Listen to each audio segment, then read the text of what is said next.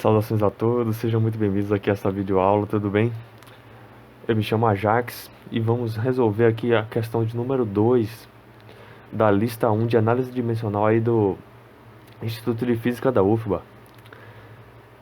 Então, no enunciado é dito que tem uma equação.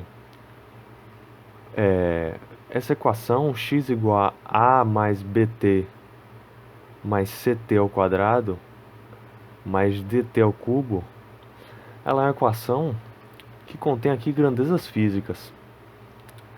No enunciado, a gente sabe que o x ele tem uma dimensão, uma grandeza física aí com dimensão de comprimento, que a gente pode representar pela letra L.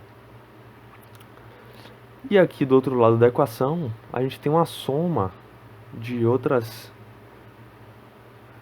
grandezas, né, de certa forma, de uma soma de partes.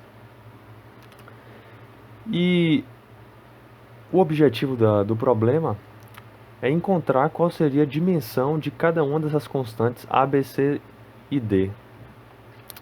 Mas como é que a gente pode descobrir isso, né? Bom, pensando conforme a análise dimensional, quando a gente tem uma equação na física, a gente tem um número igual a outro, ou um número igual à soma de outros. Mas na física, a gente, diferente da matemática, a gente tem algo a mais. Os números, eles não estão sozinhos, eles têm uma dimensão. Então a gente tem, na verdade, 1 metro igual a 1 metro, ou 1 metro igual a meio metro mais meio metro. Não é simplesmente 1 igual a 0,5 mais 0,5. Isso em geral, né? Existem casos em que as grandezas da física são expressas sem dimensão, mas esses são casos um pouco especiais, importantes, apesar disso. Ok. Então, a grande sacada aqui nesse problema seria pensar o seguinte: bom, quando tem uma grandeza física que é escrita como a soma de outras, cada uma dessas partes que compõem a soma vai ter que ter a mesma dimensão da outra. Dessa forma, pense comigo.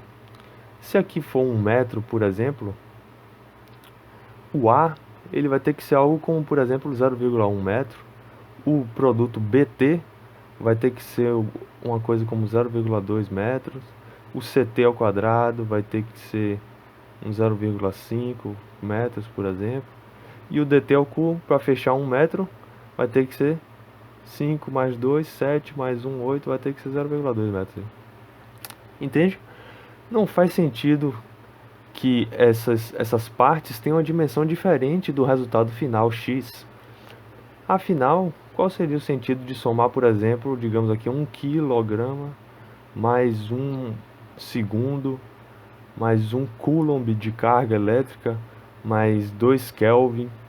Não faz sentido somar grandezas com dimensões diferentes. Então, quando a gente tem uma soma, numa equação da física, cada parte da soma deverá ter a mesma dimensão, né? A mesma dimensão entre as partes e entre o resultado final. O resultado final deve ter a mesma dimensão das partes e as partes entre si também devem ter a mesma dimensão. Pensando nisso, a gente já pode imaginar aqui o seguinte: a dimensão de x a gente pode escrever dessa forma, com um colchete simbolizando que a gente está falando da dimensão de x, é comprimento, que é a mesma dimensão de cada parte da soma, que seria no caso A, e seria no caso também BT,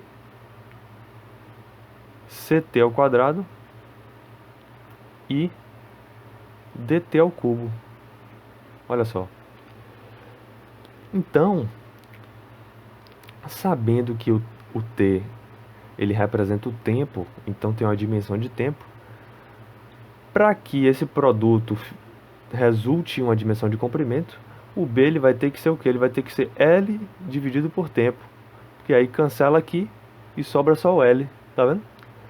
Aqui, ó, a gente pode pensar a mesma coisa para o c. A gente tem um tempo ao quadrado, aqui vai ter que ser L sobre T ao quadrado, justamente para cancelar, e no final da L, como aqui é a dimensão do x. O D e o T ao cubo, mesma coisa. T ao cubo aqui, L sobre T ao cubo. Olha só. Então, aqui a gente já mata o seguinte resultado. A dimensão de A... Opa, nem falei do A, né? Como o A não está multiplicando nada, a dimensão do A vai ter que ser L mesmo. Então, a dimensão do A vai ser L, a dimensão da constante B vai ter que ser L sobre T, porque aí cancela e vira L só. Então vai ser L sobre T. Seria a dimensão de velocidade. Olha só. O C seria L sobre T ao quadrado. E o D seria L sobre T ao cubo. Matamos a questão. A análise dimensional é legal, né?